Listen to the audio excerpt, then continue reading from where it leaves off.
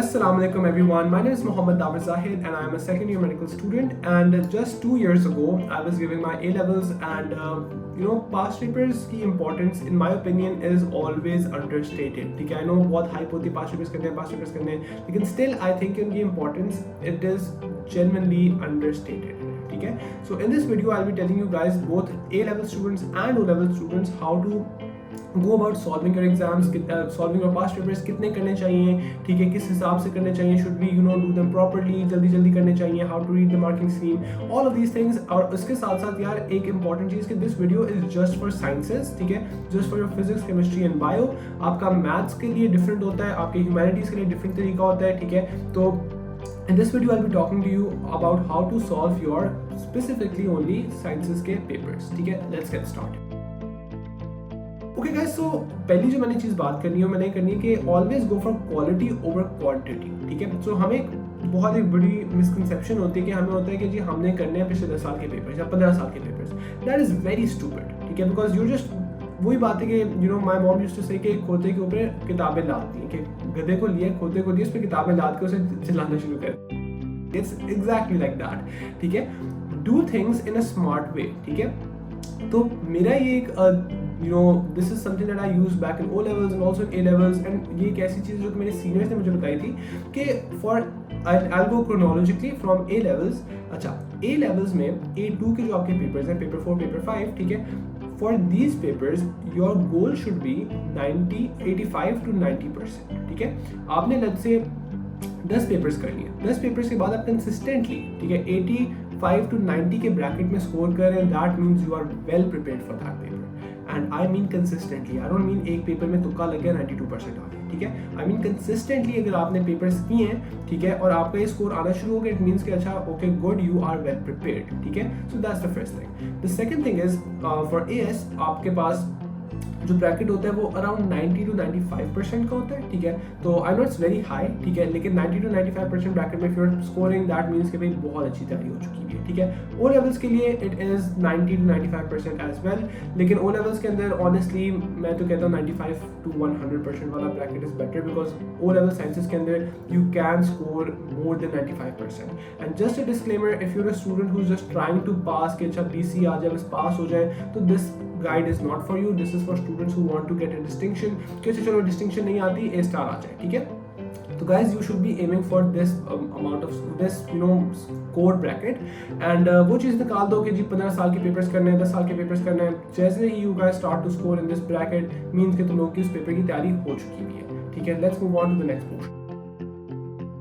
Okay guys, so in this portion let's talk about the time. ठीक है, अच्छा एक चीज़ समझ लो कि साइंसेज में ना हमें जनरली पेपर 1 में थोड़ा सा मसला होता है, MCQs में थोड़ा सा मसला होता है, लेकिन जनरली साइंसेज के अंदर O लेवल्स में भी A लेवल्स में भी हम लोगों को टाइम मैनेजमेंट का मसला नहीं होता टाइम मैनेजमेंट का मसला. ठीक है, unless and until you mess up like I did जब मेरा केमिस्ट्री का पेपर 4 था कि I had to go to the washroom for like 15 minutes. ठीक है, so that really costed me.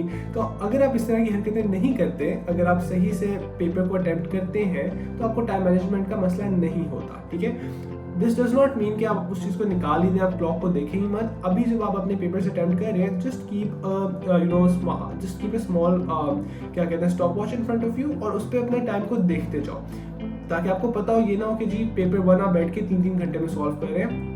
Keep it in a normal like एक जो time given होता है उसमें रखो, और अगर आप कुछ ज़्यादा ही एक्स्ट्रा टाइम ले रहे हो तो दैट मीन्स कि भाई यू नीड टू रीइवैल्यूएट. ठीक है, और इसके साथ साथ यार एक जो मसला काफ़ी होता है, this happened with me as well, कि जब आप बहुत ज़्यादा पास्ट पेपर्स अटेम्प्ट कर रहे होते हो ना, which is a good thing. ठीक है, पास्ट पेपर्स इस वीडियो में मैं ये नहीं कह रहा कि पास्ट पेपर्स करो ही 3-4, आई मीन बहुत ज़्यादा पास्ट पेपर्स करो, बट उतने करो जहाँ तक तुम लोगों का वो स्कोर है.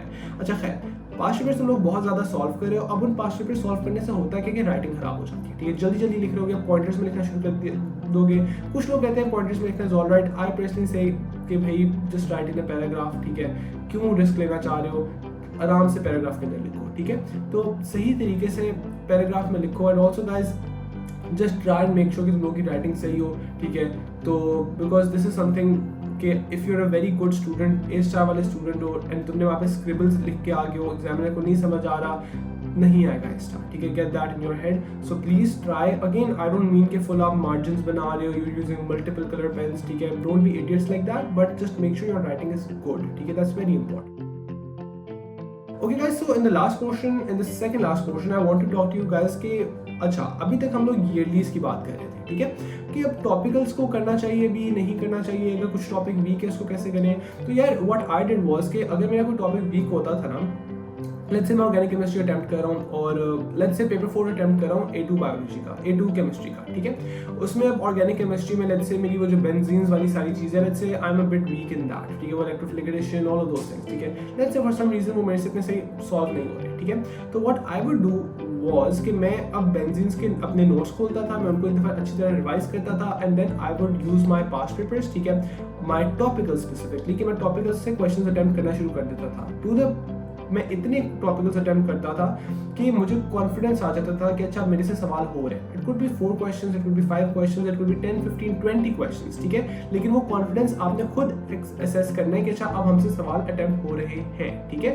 तो try and do this, because otherwise again जो मैंने स्टार्ट में एग्जांपल दिया था कि गधे के ऊपर किताबें लाद दी हैं, ठीक है, वो नहीं करना, समझ के पेपर्स को अटेम्प्ट करना. And that brings me to my second point कि जो मार्किंग स्कीम है ना, उसको बस आपने ऊपर ऊपर से देखना नहीं है कि अच्छा don't just use it to check your answers. It's a very good insight into the brain of the examiner, ठीक है, कि एग्जामिनर किस तरह के आंसर्स आपसे एक्सपेक्ट कर रहे हैं, ठीक है. तो इसलिए read the marking schemes properly, उससे आपको पता चलेगा. सो होगा क्या कि whenever you read a question you know exactly how to phrase your answer, ठीक है, कि अच्छा एग्जामिनर मुझे इस तरह आंसर्स लिखवाना चाहता है, the examiner wants me to write इस तरह के आंसर्स, ठीक है, and that is very important, ठीक है. तो ये चीज़ प्लीज अपने जहन में बिठा लो. All of these pointers they are very important, ठीक है. And one thing that sir Muzammil used to say, ठीक है, sir Muzammil Islamia teacher, is very famous, you guys probably know him, ठीक है. सो सर मुजम्मिल ने एक चीज़ कही थी जब मैंने अपने इस्लामियत का CI देना था, that's like 5 years ago, and he said कि बेटा एक्सपेरिमेंट्स करने का ना टाइम नहीं आई है, ठीक है. So this time is not for experiments के सारे एक तरीके से कर रहे हैं. आपके सीनियर्स कह रहे हैं कि बेटा इस तरह से पढ़ो एंड यू लाइक नहीं मैंने ऐसे पढ़ना है, ठीक है, नहीं मैं तो एग्जाम से हफ्ता पहले टॉपिक्स रिवाइज करूंगा, ठीक है. नो, एग्जाम से हफ्ता पहले आपने पास्ट पेपर सॉल्व करने हैं, ठीक है. तो guys this is very important and please make sure कि आप लोग प्रॉपर तरीके से इस गाइड को यूज करो. And if there are any questions please feel free to comment. if any university student is watching this video who are done with their A levels and they think अच्छा नहीं हमें कोई अच्छी technique का पता है, feel free to comment. I would love to learn from you. And that is all for this video. Thank you so much and Allah Hafiz.